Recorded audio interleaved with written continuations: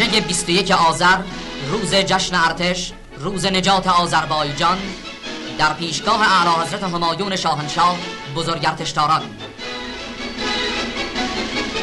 در چنین روزی بود که بیگانه پرستان و بیوطنان بر حسب اراده شاهنشاه مغلوب و منکوب شدند. در چنین روزی بود که به فرمان شاهنشاه مردم رشید آذربایجان با همکاری واحدهای ارتش نوین ایران لکه ننگ را از دامان آذربایجان شستند و خائنین را به پشت مرزهای ایران فراری دادند. امروز برگزاری 13مین سالگرد 21 آذر مصادف است با مراسم 10مین سال اعلامیه حقوق بشر، ولی آن روز از اعلامیه حقوق بشر خبری نبود. آن روز مرکب میثاق کنفرانس تهران و تعهدات دول بزرگ هنوز خشک نشده بود که تحریکات خارجی گوشه‌ای از وطن ما را غرق در خون کرد و آزادی و استقلال ما را در معرض خطر قرار داد.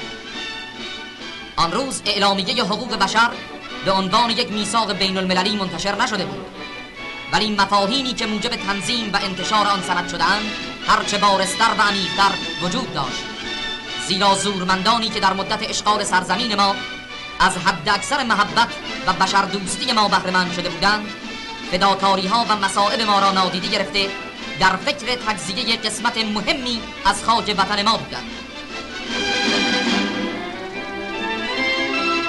از موقعی که مقدمه قائله آذربایجان شروع شد تا هنگامی که احساسات مردم وطن پرست آن ناحیه دست رد به سینه جنایتکاران زد، آذربایجان ناظر ننگین ترین حوادثی بود که قصابان وحشی مغول و تیمور در برابر حدت و شدت آن روسفید و سربلند بودند. اگر فداکاری ها و رشادت های سربازان سلحشور ایران نبود، اگر جوانان وطن پرست آذربایجانی جانفشانی نمی کردند و بالاتر از همه اگر اراده خلل ناپذیر شاهنشاه کاردان ما نبود، امروز آذربایجان وجود نداشت.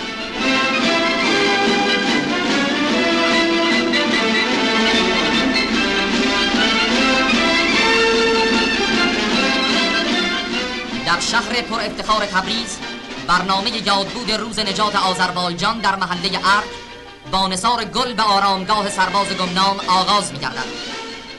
من آن خاک بلاخیز و بلاگردان ایرانم، من آذربایجانم، پرورشگاه دلیرانم. بگو با خصم من گر بگسلد زنجیر چرخ از هم، مرا از جان ایران نگسلاند عهد و پیمانم. من آذربایجانم، لا یموتم، من نمی میرم، اگر ایران ما جسم است من در جسم او جانم. در تبریز مهد پیروزی و افتخار مراسم رژه روز نجات آذربایجان در برابر تمثال مبارک شاهنشاه برپا می‌گردد. در این مراسم جناب آقای محسن رئیس استاندار، تیمسار سرلشکر شیروانی فرمانده سپاه، رؤسای ادارات، معاری، نمایندگان احزاب و اصناف و قاطبه مردم شاه دوست و میهن پرست شرکت دارند.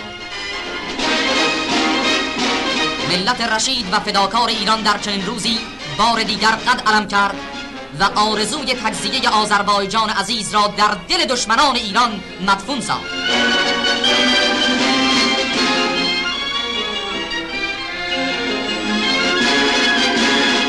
در 21 آذر امسال که مصادف با 10مین سال اعلامیه حقوق بشر است، شاهنشاه پیامی فرستاده فرمودند تنها راهی که برای نجات بشریت از نابودی وجود دارد همکاری صمیمانه مردم جهان در رعایت حقوق انسانی و پایبندی دول بزرگ به اصل تساوی ملل بزرگ و کوچک و عدم تجاوز به آزادی و معتقدات دیگران است.